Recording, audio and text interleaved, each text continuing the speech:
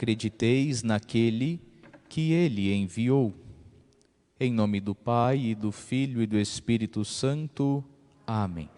Ave Maria, gratia plena Dominus tecum, benedicta tu in mulieribus et benedictus fructus ventris tui, Iesus. Santa Maria, Mater Dei, ora pro nobis peccatoribus, nunc et in hora mortis nostre. Amém. Santa Maria, Mãe de Deus, rogai por nós. Queridos irmãos, mais uma vez sejam bem-vindos à Santa Missa, nossa celebração dominical, a vivência da Páscoa semanal, o sacrifício de Nosso Senhor que acontece sobre o altar mais uma vez para a nossa salvação. Acolho com alegria os nossos paroquianos virtuais que nos acompanham pela internet, da mesma forma os nossos jovens que estão nesta igreja matriz nesta noite e aqueles que vêm celebrar juntos os 6 anos do grupo Divina Misericórdia, o nosso grupo de jovens. Sejam todos bem-vindos. Neste 18º domingo do tempo comum, nós encontramos o discurso do pão da vida, em continuidade com o evangelho de domingo passado. Todos vocês participaram da missa domingo passado, então se lembra qual foi o evangelho? A multiplicação dos pães. E nós nos lembramos do que havia acontecido. Jesus teve compaixão, um menino trouxe o pão, Jesus multiplicou o pão, saciou a fome. Depois, quando queriam coroá-lo rei, levá-lo para que ele fosse coroado rei, Jesus se retira, sobe ao monte para rezar. Então agora Jesus vai para um outro lado do mar da Galileia para continuar o seu ministério, e alguns estudiosos dizem que o evangelho de hoje apresenta o início do fim de Jesus. Estamos ainda no capítulo 6 de São João, mas é notório que a partir de hoje, a popularidade de Jesus que estava subindo, que atinge o seu pico na multiplicação dos pães, esta popularidade começa a cair, justamente por aquilo que nós vamos ver hoje, porque Jesus não era aquilo que o povo estava esperando. Então Jesus vai para uma outra margem do mar, o povo vai atrás dele. E o evangelho de hoje é estruturado a partir de 3 perguntas que o povo faz a Jesus. E a partir da resposta de Jesus a estas perguntas, nós entendemos a mensagem do evangelho, bem como de toda a liturgia da palavra desta Santa Eucaristia. A primeira pergunta que aquele povo faz é: Rabi, quando chegaste aqui? É uma pergunta puramente retórica, é uma pergunta para puxar assunto com Jesus, porque aquele povo tinha interesse em Jesus, um interesse que nós vamos ver motivado pelo quê? Mas eles queriam puxar papo com Jesus, vamos dizer assim. Então lançam esta frase: Rabi, quando chegaste aqui? É para começar o assunto. Percebamos um detalhe desta frase, desta pergunta.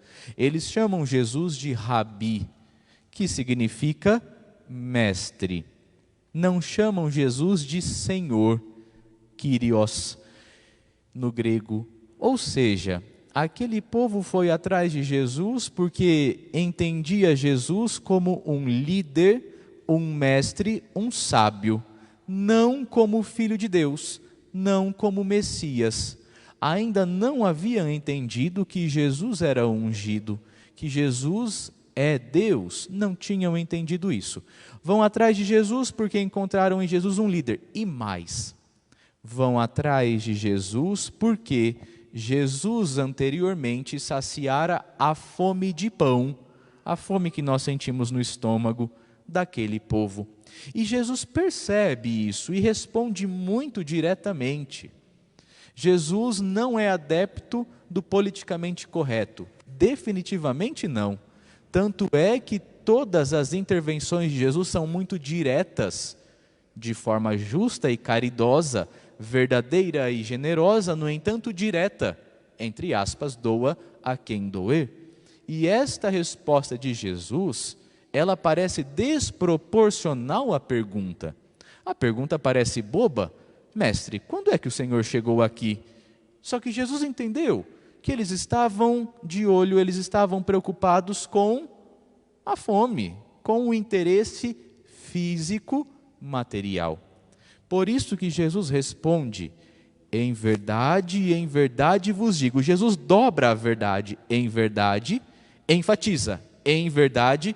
Quando isso acontece na Escritura é porque algo muito sério vai ser dito. Em verdade eu vos digo.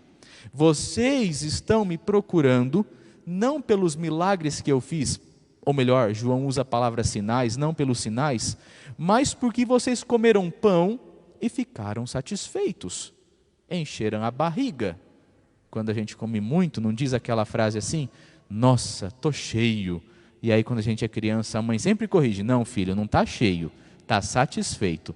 Tem uns mais ousadinhos que quando comem muito dizem assim: nossa, comi feito padre. Não sei qual é o preconceito contra os padres. Acham que os padres comem muito, não é?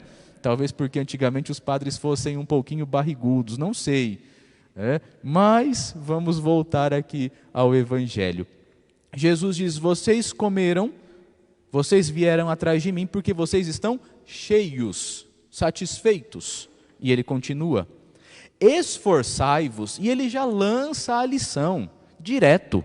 Esforçai-vos não pelo alimento que se perde. Aquele povo estava se esforçando, correndo atrás de Jesus em meio àquele clima quente, em meio à areia daquela praia, correndo, se esforçando para ter pão de novo. O pão de cevada, o pão de trigo, seja lá o alimento para saciar a fome do estômago.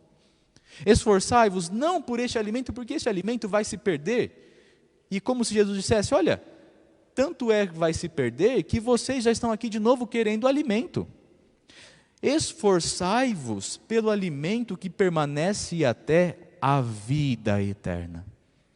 Esta sentença de Jesus já resume todo o seu intento, todo o seu desejo. É dar um chacoalhão naquele povo que não tinha entendido nada. Dar um chacoalhão e perguntar: qual é a prioridade da sua vida, cabra? O que vem em primeiro lugar no teu coração? As coisas materiais que passam? Ou o inefável, aquilo que não se pode acumular nas mãos, mas que não passa? Todas as vezes que nós vemos multidões atrás de Jesus, nos santos evangelhos, nós temos que nos colocar nelas. Porque muito provavelmente as características da multidão serão nossas características. Nós nos encontraremos na multidão. Quantas e quantas vezes não somos nós que vamos atrás de Jesus por aquilo que passa? Ou ainda, quantas e quantas vezes nós nos preocupamos com aquilo que passa em primeiro lugar e não com o Senhor, com as coisas de Deus? É incontestável, todo ser humano tem fome e sede de Deus. Todos nós, uma vez ou outra na vida, vamos parar e sentir aquele vazio, que tantos dizem, vazio existencial. E neste século 21, frenético em que vivemos, nós estamos cada vez mais conscientes deste vazio e sentindo cada vez mais este vazio. Vejamos o número crescente, ascendente da depressão, dos vícios e dependências. Porque nós temos um vazio e não sabemos como saciá-lo. Temos fome, muita fome. Temos fome do pão, do trigo, mas temos fome da atenção, temos fome da visibilidade, temos fome de likes, temos fome do mundo. E então, nós vamos tentando saciar esta fome com o pão que passa. E cada vez mais vemos o buraco dentro de nós crescer. O vazio que há em nós é do tamanho de Deus. Então Jesus já lança diretamente: procure o que não passa, procure o inefável, procure aquilo que não se perde, que a traça não corrói, que o bolor não come. Procure o pão da vida. Mas aquele povo como nós, eles são um povo de cabeça dura. Eles ou não entendem ou se fingem de bobos. Porque o Senhor ali está diante deles, dizendo a verdade de forma clara, e eles fazem outra pergunta. Segunda pergunta sobre a qual o Evangelho se mantém, sobre a qual o Evangelho se divide. Eles ouvem o discurso de Jesus, é como se eles pensassem assim: muito bonito, mas então, o que é que a gente deve fazer para ser saciado com esse pão?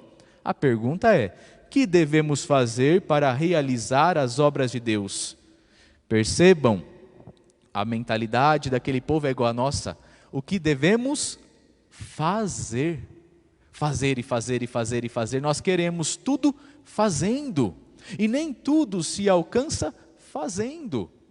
Tanto é que Jesus, novamente na sua sabedoria, responde: a obra que vocês devem viver, fazer é acreditar, é ter fé.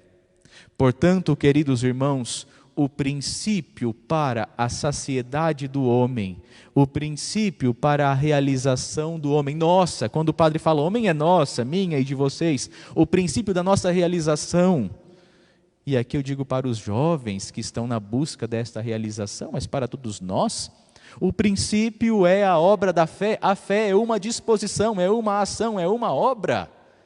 E não adianta pensar em fazer muito sem fé, porque se não tivermos fé e fizermos muito, este muito vai desmoronar e vai se tornar pó.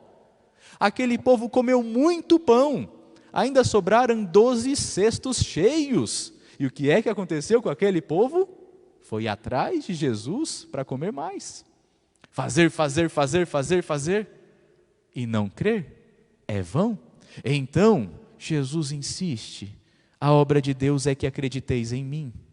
Acreditar é a primeira disposição para em Deus se realizar. Senão nós vamos continuar no fosso da tristeza de quem abraça o nada cotidianamente. E não há vida mais triste do que a vida abraçada ao nada. Depois, terceira pergunta, e essa terceira pergunta é uma pergunta ousada: ou não entenderam nada, ou são cabeças duras. Eles perguntaram: que sinal realizas então, para que acreditemos em ti? Eles tinham acabado de sair de uma multiplicação de pães. Eles tinham acabado de ver Jesus alimentar com 5 pães, 5.000 pessoas. Quer sinal maior do que esse? E mesmo assim eles não acreditaram, não quiseram acreditar. E mesmo assim eles estavam preocupados com os seus interesses egoístas. Nós somos assim. Já viram o cachorrinho correndo atrás do próprio rabo? O sinal do egoísmo? E ele nunca alcança, e ele sempre corre, e ele nunca alcança, mas ele está correndo atrás de si mesmo. Tantas e tantas vezes somos nós. Senhor, então manda um sinal, pelo amor do bom Javé, do bom Jesus. Não fiquem testando o Senhor com sinais. Senhor, se o Senhor quer que eu faça isso, me mande um sinal. Senhor, se o Senhor deseja que eu fale aquilo, me mande um sinal. Isso é tentar o Senhor teu Deus. É como se nós tivéssemos Deus como nosso servo e quiséssemos sinais a todo momento para que o Senhor confirmasse a nossa vontade egoísta. Não é assim que nós vivemos a fé. A fé não vive: Senhor, me mande sinal para que eu acredite, mas Senhor, eu acredito mesmo não tendo sinais. Porque o maior sinal és tu. Ali estava diante deles Jesus e eles querem sinais. Somos nós. Somos nós. Temos tudo à nossa frente, temos a nossa fé, a nossa igreja, temos os sacramentos, mas nós queremos mais. Nós queremos que seja amaciado o nosso ego, as nossas vontades, os nossos pecados. O que no fundo nós queremos? Que alguém diga assim para mim: olhe, o que você está fazendo de errado é bom, continue fazendo. Olha, essa tua fome e sede por aquilo que é do mundo está certo, continue. Não, por isso que Jesus começa hoje a perder a sua popularidade. Porque o povo quis argumentar com Jesus ainda: olha, Moisés conseguiu nos dar aos nossos pais, como ouvimos na primeira leitura, o maná por muito tempo caiu o pão do céu. Moisés era um grande profeta, estavam tentando o Senhor. Já você não é um grande profeta, não nos dá pão todos os dias. Aquele povo estava indo atrás de Jesus pelo pão e não por Deus. Quem tem razão neste caso? Nós, o povo, ou Deus? E então, aquele povo tenta Jesus, Moisés, e Jesus diz: não foi Moisés, Foi o meu Pai. E o meu Pai me enviou porque eu do Pai sou o pão dado. Portanto, depois, no final, eles fazem um pedido a Jesus.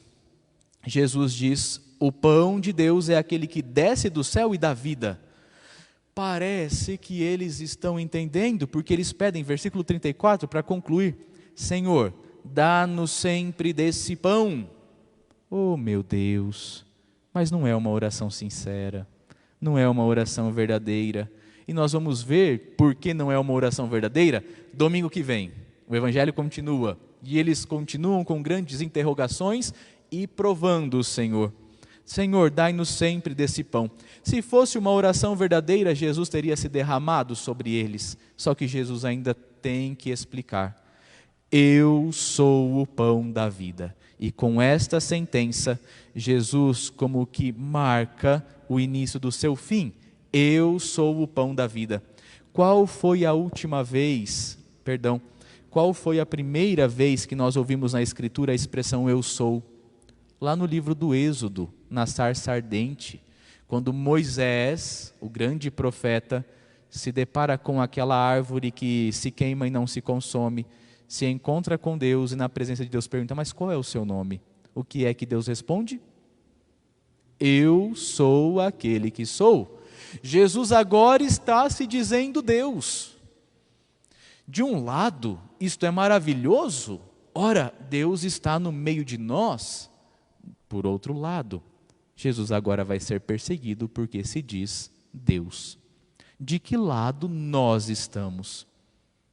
Nós precisamos tomar um lado, porque quando Jesus dialoga com este povo, ele está dialogando com nós, está dialogando conosco, E Jesus esperava daquele povo que eles tivessem entendido as coisas a partir do gesto do menino, que ofertou tudo de si, deu tudo de si para receber o tudo de Deus, e recebeu tudo de Deus, e estava disposto a receber o pão da vida. Nós aprendemos com o menino, e diante deste evangelho nós estamos dispostos a, neste deserto da vida, a buscar o pão verdadeiro para saciar a nossa fome e sede de sentido, de existência.